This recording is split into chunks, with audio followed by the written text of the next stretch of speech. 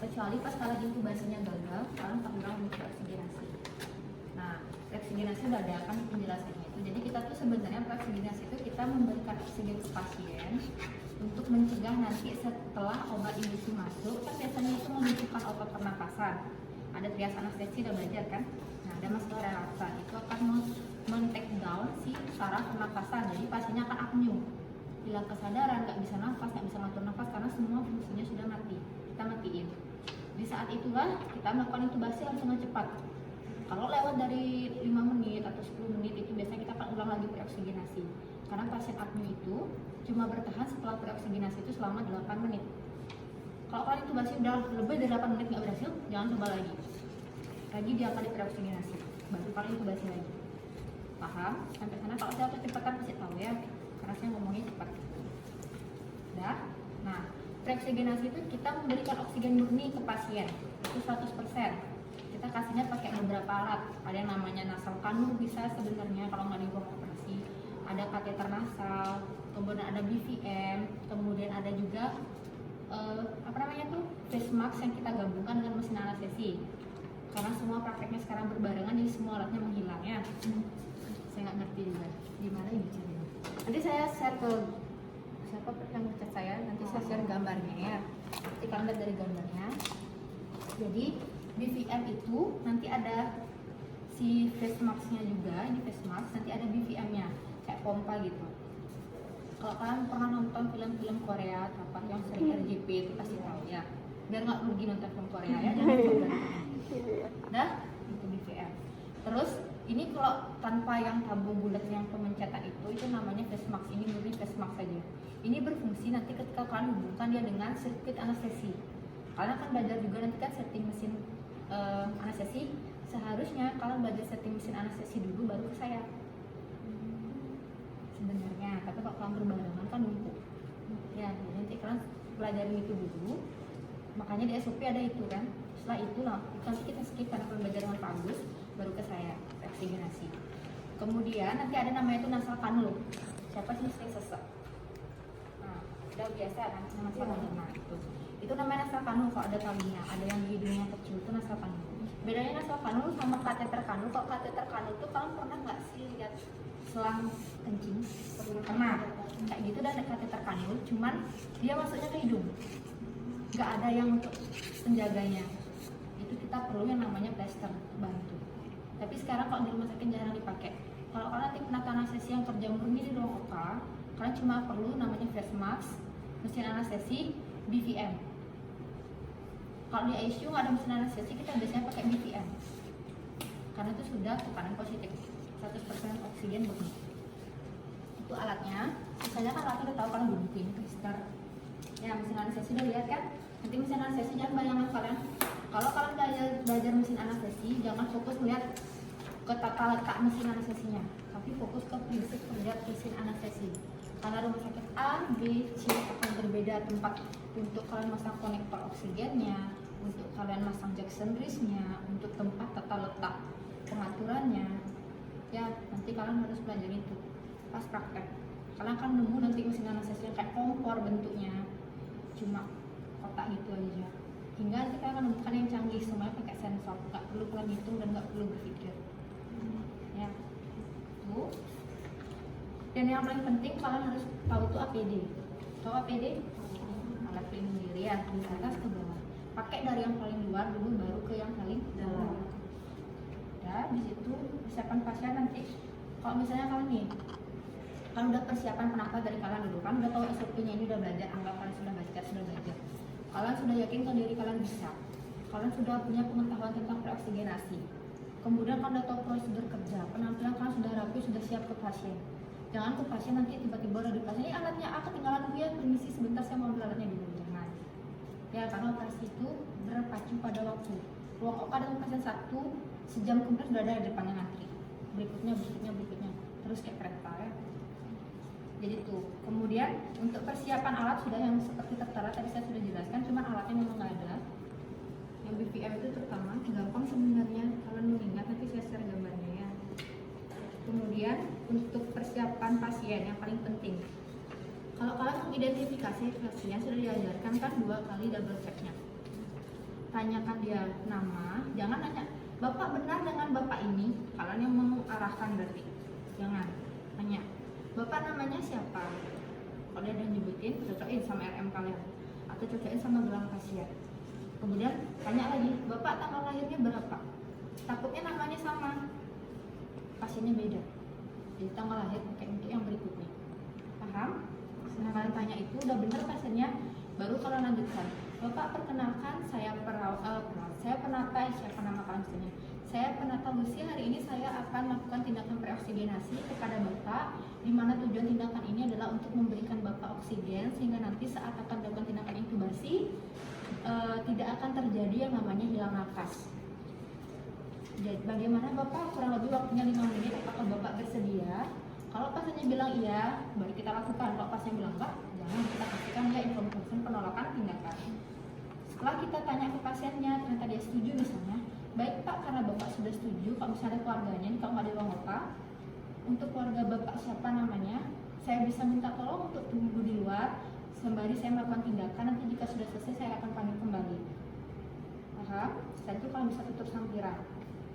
Kalau misalnya udah ready melakukan tindakan, kalian kan tadi udah nyiapin alat, tinggal kalian dekatkan saja si trolinya itu ke si pasien, langsung ke tahap kerja.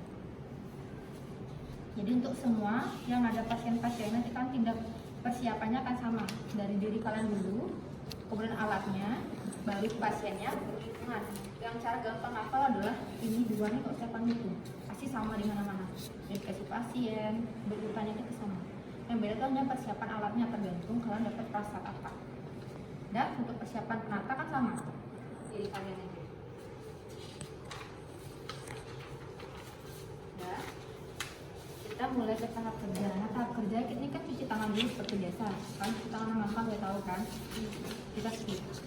Terus setelah kalian cuci tangan, kalian pakai apa ini? Kita sudah pakai ini sekarang kan? Kita skip. Kemudian pasiennya tadi kan sudah kalian identifikasi, sudah kalian siapkan alat, kalian sudah dekatkan alatnya ke saraf ke pasien.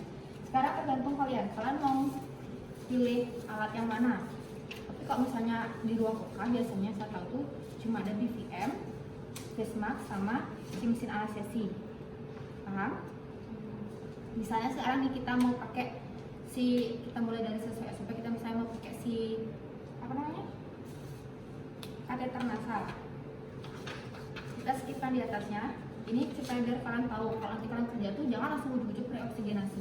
Jadi preoksigenasi itu kalau mulai dari cuci tangan APD dulu, kemudian kalian terima pasiennya dulu, kalian setting alat itu kan, setting alatnya dulu, udah selesai setting alat anestesinya, datang pasiennya nih ke ruang pre anestesi, kalian keluar, kalian bawa RM kalian kaji ulang, bukan mengkaji lagi, tapi memastikan hasil pengkajian yang kemarin, apakah berubah asal pasiennya hari ini kondisinya, apakah lebih membaik atau lebih memburuk. Kalian kaji, udah pasti deal semuanya, kalian kaji, udah fix, pasiennya akan dibawa masuk ke ruang OK. Sampai di ruang OK, kita cek dulu pasiennya, infusnya lancar nggak? Kalau infusnya macet, kalian ganti, jangan ngomong. Nanti karena obat infus itu akan masuk ke jalur infusnya kan, si venanya itu. Kalau venanya aja macet aksesnya, gimana obatnya masuk? Rugi kalau oksigenasi terus, oksigenasi karena obatnya masuk nanti. Paham? Setelah akses intravenanya bagus, pasiennya udah diposisikan dengan baik, ingat pasang monitor. Nanti kalian akan ada dapat itu di setting mesin anestesi. Mulai kalian dari masang EKG-nya, lead-leadnya, kemudian kalian akan masang saturasi oksigen, kemudian kalian akan pasang lagi kalau ada dia di mesin anestesinya itu untuk pengukuran suhu dan sebagainya. Kalian pasang sesuai dengan posisi, termasuk manset untuk tensimeternya. Setelah semua alatnya terpasang, kalian kan sudah kontrak waktu tadi ke bapaknya tuh. Sekarang baru kita lanjutkan dengan preoksigenasi. Sebelum preoksigenasi sebenarnya ada premedikasi, tapi premedikasi itu biasanya dilakukan di ruangan atau untuk pasien-pasien tertentu bisa dilakukan di ruang pre-anestesi. Setelah premedikasi, maka kalian preoksigenasi karena pasiennya udah stay di ruang bedah, misalnya di ruang OK. Kita mulai dengan preoksigenasi. Terus kita bilang tadi kan sudah komunikasi ke bapaknya, anggap bapaknya sudah bersedia. Seharusnya posisi kalian nanti nggak di samping gini ya. Jadi pasiennya kalau di ruang OK tuh kayak gini. Kita murni jaga kepala, jangan ngitungin kaki. Ya, kalau kalian sudah jadi penata anestesi, fokus area kepala. Jangan lihat ih mbaknya ngapain gitu, jangan ya. Kalian fokus di kepala dan mesin. Itu aja tugas kalian. Sisanya operator dan bedah. Paham? Ya, jangan main HP juga. Ya. Kalau misalnya udah posisi pasiennya udah bagus, sudah sesuai, kita udah siap sarang alatnya, kita sekarang misalnya memberikan preoksigenasi melalui kateter nasal. Kalau misalnya pakai nasal kanul yang biasa di ruang biasa itu kan tinggal pasang aja, udah ada ukurannya. Nah kalau kita pakai kateter nasal itu persis kayak selangnya ini, cuman nanti agak kecil gitu ujungnya karena buat masuk hidung. Dan cara ngukurnya adalah nanti kalian itu ukur dulu si pasien dari cuping hidungnya ini sampai ke batas garis alisnya ini. Segitu selang dari kateter nasal yang harus masuk, baru dia akan masuk ke jalur yang benar. Kalau misalnya kalian pakai nasal kanul, itu kalian mengukurnya kan dari cuping hidung sampai ke telinga. Baru kalian pasangin. Nanti masangnya jangan ke belakang pasien ya, jadi ke depan aja langsung. Ya kalau ke belakang agak ribet. Karena nanti kalian intubasi, kalau mau nyopot itu lagi gerakin pasien. Ya jadi diputar. Nggak ada alatnya jadi nggak bisa membayangkan ya. Saya maunya buat video dulu, cuman karena sudah menghubungi. Sudah. Itu kan si kateter nasal. Udah selesai kalian ukur. Sekarang kalian akan memasang si kateter nasal ini ke si pasiennya. Jadi setelah kalian ukur, kalian masukkan perlahan sama kayak kalian masang kateter, buka dulu itunya plastiknya, kalian masukin perlahan sesuai dengan batas garis ukur. Habis ngukur jangan lepas tangannya. Kalian kan nggak bisa ngisi spidol, itu masuk hidung. Habis ngukur pegang di garis ukurnya, segitu yang kalian masukin langsung ke pasien. Paham? Udah pas garisnya itu, jangan dilepas dulu. Kalian sambungin langsung dia ke konektor oksigen yang ada di mesin anestesi. Atau yang ada misalnya kayak di ruang ICU itu ada oksigen sentral. Nanti ada konektornya, kayak ini konektor.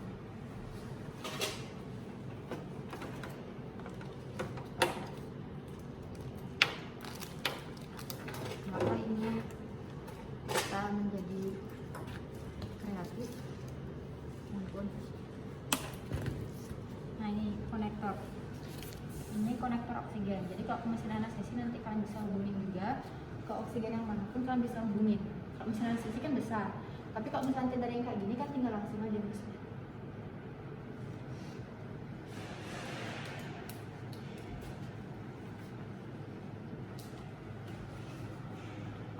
Anggaplah ini pasiennya pakai kateter nasal ya, bisa. Kateter nasal itu ada 3 ukuran, nanti kalian tinggal ingat aja.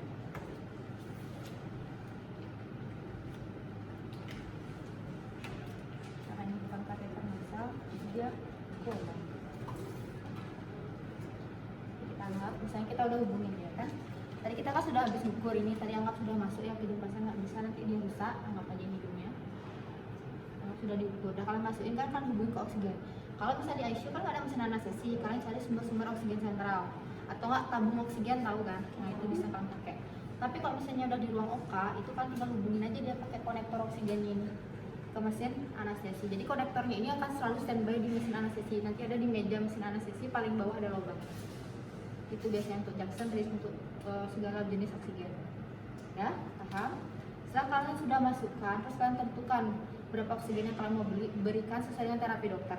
Kalau sudah fix, sudah mau dia ke pasien, baru kalian fiksasi nanti dengan tester. Fiksasinya jangan terlalu dekat, jangan terlalu renggang dan jangan terlalu ketat. Jadi biasanya itu kan habis masuk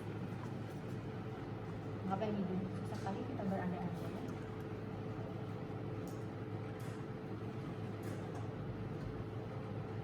Misalnya kita peser 1 aja, karena nanti hidung itu udah masuk sampai darah di dalamnya. Nanti ingat pesernya jangan terlalu keras, karena nanti akan kalian buka ketika kalian masang intubasi. Udah selesai kalian pester. Terus kalian anjurin si pasiennya, Bapak kan bapaknya masih sadar karena masalah relaxan belum masuk. Bapak bisa minta tolong nggak Pak, tarik nafas biasa aja. Nanti ini kita kurang lebih berlangsungnya kalau untuk kateter nasal itu 10 menit ya Pak ya. Nafas biasa aja Bapak, tenang, relax. Kasih pasiennya bernafas 10 menit. Udah agak-agak oksigennya, saturasinya sudah mulai stabil, sudah mulai baik. Maksudnya dari tekanan darah dan tadi kan bisa lihat di monitor nanti. Udah kita rasa siap, udah 10 menit baru kita izinkan induksinya masuk. Mau itu propofol, mau itu midazolam dan sebagainya. Kita preoksigenasi cuma sampai situ. Kita menyiapkan si pasien biar nanti apnea toleransinya lebih lama. paham? Nanti kalian ujiannya nggak akan pakai kateter nasal kok, nggak ada soalnya. Itu untuk kateter nasal. Kemudian yang nanti paling sering kalian akan lihat itu adalah BVM. Anggap aja ini ada apa namanya, bagnya. Ya, kita berandai-andai karena kan ayalnya luar biasa. Kalian jangan tegang, saya tegang nih dilihatin 9 mata. 2 kali 9 18 mata. Tambah mata kaki ini. Saya bakal ketemu kalian. Dan ini ya, ada jadi BVM itu bag valve mask. Ada yang bilang dulu bagging, biasa di rumah sakit masih ada yang bilang bagging. Jangan kalian nyebut bagging, bagging itu mereknya. Bagging itu tindakannya. Ya, tindakan makan itu baggingnya. Baggingnya ada, jangan gitu.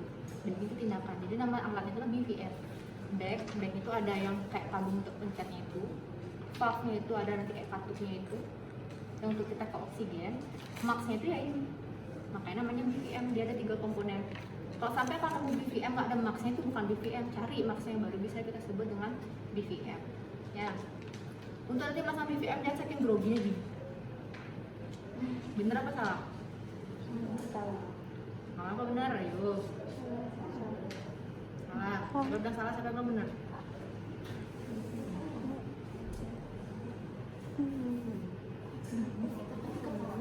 Ya, kita di kalau salah apa benar? Yang salah siapa, yang benar siapa, nggak ada guru. Salah. Salah. Sisanya ini benar berarti? Benar. Yang benar ini salah. Kenapa saya bilang salah? Ini hidung kalian, ini mulut kalian. Jangan kebalik nanti ya dia bisa BVM deh, bisa pasang langsung kayak gini rugi ya. Sangat merugikan diri sendiri. Jadi nanti kalian pastikan dulu bagian lancip ini hidung, bagian besarnya ini mulut. Ya, jangan buruk.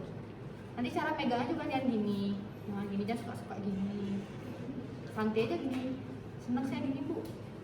Ya, nanti pegang itu C. Jadi nanti face mask itu ukurannya nggak segini doang. Ada yang kecil, ada yang besar menyesuaikan dengan si pasiennya. Semakin besar pasien kalian ininya akan semakin besar.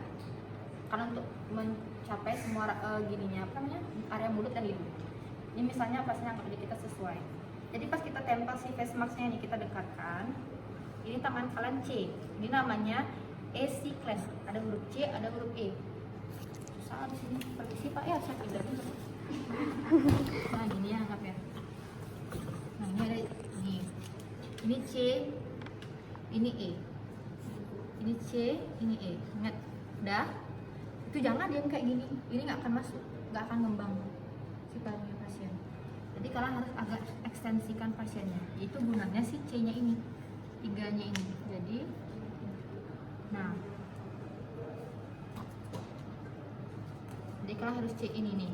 Kalau misalnya pasiennya terlalu besar, kalian merasa nggak kuat, boleh minta bantuan orang. Jadi kalian fokus ke megang C-nya ini kayak gini.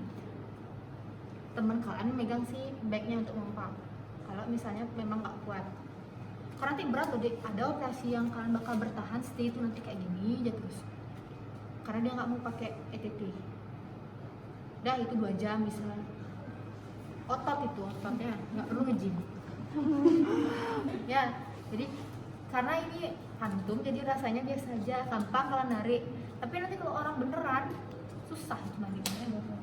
Jadi cari kalian angulus, ada kayak bagian apa ya, bagian lancip, angulus mandibular. Itu yang kalian tarik. Jadi ini pastikan nempel, baru kalian pompa. Kalau pas kalian pompa sekali kalian lihat nggak ngembang, berarti posisi kalian yang salah. Entah ininya ada udaranya bolong gitu kan, entah kalian nggak tegak. Makanya itu fungsinya kalian menyesuaikan ukuran ini sama si pasien, sama posisi. Kalau kalian merasa badan kalian kecil, pasien kalian besar, mintalah tolong. Kan ada sirkuler tuh, minta tolong aja dia dulu. Dah paham? Ini cara megang namanya isi clamp. Nanti setelah kalian megang, kalau misalnya kalian udah selesai, kalau misalnya untuk di apa namanya di penggunaan face mask dengan mesin anestesi, ini udah terhubung ke sirkuit ya. Ada sirkuit kayak gini nanti di mesin anestesi itu kita angkat aja sirkuitnya. Nanti kalian di Pak Agus ya, kayak gini dia. Tapi tapi ada gininya, cuman nggak sependek ini ya. Ini anak-anak kayak gini dia nanti. Jadi kalian sudah terpasang dulu ininya, baru kalian dekatkan ke pasien pakai isi clamp yang tadi. Terus posisinya ekstensi. Kalau misalnya kalian masang susah ekstensi pakai tangan, kalian bisa tambahin aja bantal pasien atau enggak NaCl-nya. Ya berimajinasilah gimana caranya. gunakan yang ada. Setelah kalian udah pasang dia sesuai isi klem, terus kalian sekarang tinggal anjurkan si pasiennya sambil kalian bantu, boleh kalian mau murni pasien boleh. Jadi kalian bantu pasien bilang gini, Bapak ini berlangsung 5 menit ya Pak, kurang lebih. Selama 5 menit Bapak tolong tarik nafas biasa, jadi biar dia relax, kayak kita hipnotis tapi pakai oksigen kayak gitu. Dia pengen tetap ngirim nafas, kita lihat jam, jangan Bapak ngirim nafas kita liatin Bapak nafas apa enggak ya. Ingat 5 menit, jangan lewat, itu pasien tidur beneran ya. Udah kita anggap 5 menit selesai, Bapaknya udah relax, baru kita lanjut ke intubasi. Alat intubasi sudah ada di sini semuanya. Jadi praktek kalian ini sebenarnya satu kesatuan, cuman dipecah-pecah. Ya, jangan berpikir preoksigenasi itu sendiri bisa berdiri, enggak. Intubasi sendiri tanpa preoksigenasi nggak bisa. Jadi begitu ya. Selanjutnya, nanti untuk kalian pas nge-bagging, jangan terlalu semangat, ini kan ini besar nih karena terhubung ke oksigen. Kalau ini fullnya, jangan kalian pencet full, saking semangat baru pertama kali bagging. Bisa Pak, bisa. Pecah paru orangnya. Ini kan sesuai dengan sidal paru, jadi ini paru sebenarnya, gambaran paru. Jadi tidak bisa anestesi, kalian akan ngatur kalau misalnya dia semakin berat seseorang, semakin besar sidal volumenya. Semakin kecil orangnya, misalnya saya ini kecil kan, saya tuh hemat sama udara ya. Gitu, bener. Jadi kalau semakin besar kan akan kalian kalikan itu sidal volume. Nanti kan belajar di mesin anestesi. Jadi kalau ini besar, jangan kalian pompa semuanya, cukup sepertiganya aja. Kalian ngira-ngira. Jadi pompa itu sepertiga. Misalnya kalian mengatur nanti diatur setting mesin, misalnya kalian ngatur nafas pasien misalnya 10 kali dalam 1 menit. 1 menit ada 60 kan? Harus 10 kali. Berarti 60 bagi 10 ada berapa? 6 kan? Berarti kalian akan memencet ini setiap hitungan ke-6. Terserah kalian. Kalau saya sukanya mencet dulu 1, 2, 3, 4, 5 pencet, 1, 2, 3, 4, 5 pencet, atau kalian sukanya 1, 2, 3, 4, 5 pencet, 1, 2, 3, 4, 5 pencet, suka-suka kalian ya. Ingat pakai hitungan dan kesesuaian sama nafas kalian. Kalau kalian merasa belum dipencet, kok kayak kita udah ngos-ngosan, berarti pasiennya pun akan begitu. Makanya kita ngitung, pas kita ngitung tuh sesuaikan dengan nafas pasien. Anggap kita selama 6 detik itu nggak nafas, dimana kita merasa ngos-ngosan, berarti di situ kita harus mulai untuk. Ingat jangan full, nanti pecah. Sudah, itu 5 menit.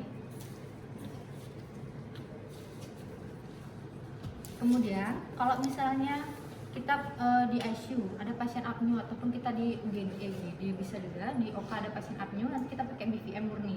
BVM itu nggak perlu ke mesin anestesi, jadi langsung dia gabungan gini, ada backnya, ada valve-nya, ada max-nya. Jadi kan tinggal lihat pasien pingsan apnea gitu, mungkin napas misalnya, sama isi klaim juga, tapi kalian dari sini langsung begini. Kenapa BVM bisa kita bawa kemana-mana? Karena dia memang sudah ada tekanan murni. Makanya kalau orang-orang di ambulan tuh biasanya pak nafasnya gitu pasti pakai BVM aja tanpa koneksi ke oksigen. Tapi bisa juga kalian koneksikan ke oksigen untuk mencapai 100% murni dari oksigen. Sama caranya kayak tadi, pompa itu yang saya bilang. Cuman bedanya kalau di BVM itu kalian nggak ada waktunya, jadi kalian berpatokan pada hitungan aja. Ya. Kalau misalnya ada yang nanya, kalau setelah preoksigenasi berapa menit sih pasiennya bertahan tuh untuk intubasi itu udah harus selesai? Ada yang tahu? Tadi saya nyebut loh pas pertama, udah lupa. 8 menit. Ya. Jadi kalau ada preoksigenasi, kalian cuma punya waktu 8 menit untuk intubasi itu berhasil. Kalau misalnya 8 menit itu gagal, kalian harus preoksigenasi lagi kan, sedangkan pasiennya sudah dalam keadaan misalnya udah masuk obat. Preoksigenasi kan nggak mungkin lagi murni kan. Kalian bisa masukkan namanya opal. Jadi kan masuk ke bawah nanti kayak ada budel gitu, lidah gitu, kayak bentuk lidah. Kalian tambahin opal biar lebih gampang untuk kalian preoksigenasi. Kalau ini kan kemungkinan nih bolong-bolong. Tapi kalau udah pakai opal, kalian akan lebih gampang karena udah dia mengecilkan si mulutnya, jadi fokus akan langsung ke saluran pernapasan. Paham? Selebihnya ada di SOP, itu paling rapi alat dan sebagainya, itu kan sama di setiap perasat yang kalian temuin. Jadi jangan mikir, aduh perasatnya banyak, delete aja bagian yang persiapan pasien, persiapan lingkungan, persiapan diri kalian tuh pasti di semua perasat sama.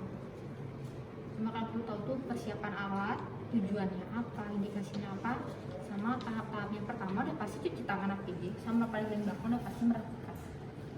evaluasi pasti sama. Dah? Paham? Nah, kita coba dulu ya. Bisa bingung cara nyoba gimana lihat ngembang ini film yang lain.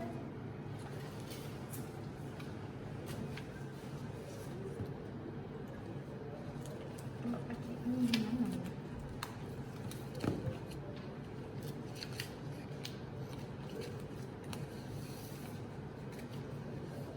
Kan nggak bolong. Sebenarnya nggak sama Pak Agus tapi gimana caranya ini bolong?